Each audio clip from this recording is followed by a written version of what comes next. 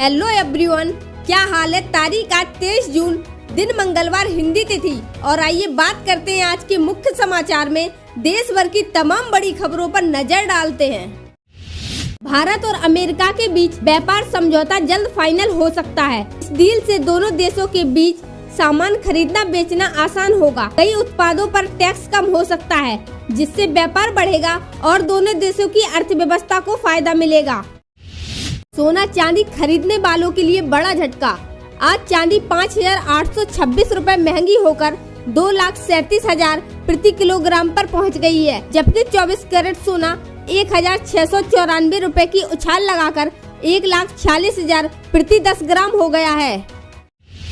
उत्तर प्रदेश की राजधानी लखनऊ के अलीगंज इलाके में एक कोचिंग सेंटर में भीषण आग लगने से 15 लोगों की मौत हो गई। मृतकों में ज्यादातर छात्र और स्टाफ शामिल है। कई लोग जान बचाने के लिए बाथरूम में छिप गए, लेकिन धुएं के कारण उनका दम घुट गया। शुरुआती जांच में एसी में शॉर्ट सर्किट से आग लगने की आशंका जताई जा रही है। प्रशासन ने जांच के आदेश दिए हैं। इजराइल के प्रधानमंत्री बेंजामिन नेतन्याहू ने कहा कि वे अमेरिका के कहने पर फैसले नहीं लेते।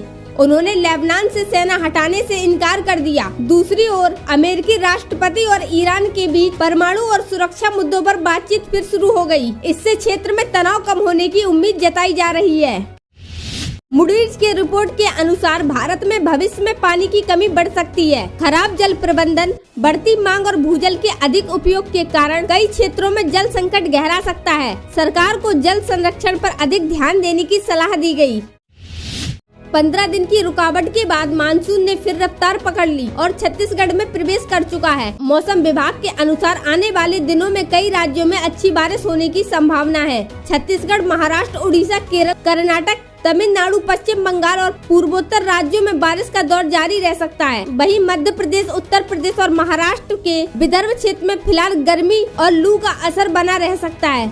मौसम विभाग ने इन इलाकों के लिए हीट वेव अलर्ट जारी किया है। राजस्थान के कई हिस्सों में आंधी, बारिश और ओलावृष्टि देखने को मिली है, जिससे लोगों को गर्मी से कुछ राहत मिली है। फिलहाल देश के अलग अलग हिस्सों में मौसम का मिजाज बदला हुआ है। एक तरफ बारिश राहत दे रही है, तो दूसरी तरफ कई राज्यों में गर्मी अभी भी लोगों को परेशानी बढ़ा रही है।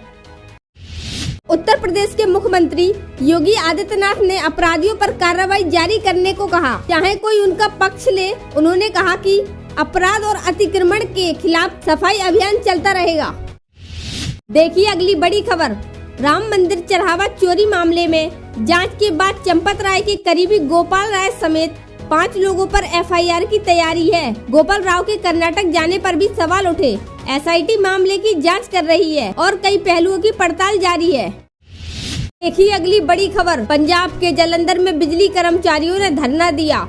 कर्मचारियों ने कहा कि उनका बकाया महंगाई भत्ता डीए अभी तक नहीं मिला। उन्होंने पंजाब सरकार के खिलाफ नारेबाजी की। प्रदर्शन के दौरान मुख्यमंत्री भगवंत मान को वीआईपी कल्चर के मुद्दे पर घेरा। मध्य प्रदेश में अटेंडेंस को लेकर शिक्षकों ने विरोध जताया।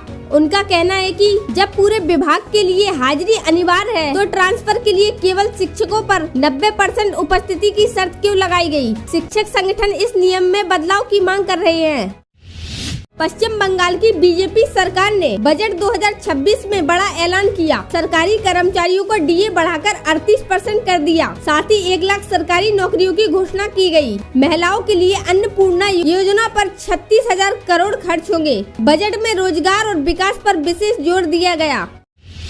FSSAI ने 14 फूड ब्रांड को नोटिस भेजकर भ्रामक दावों पर जवाब मांगा।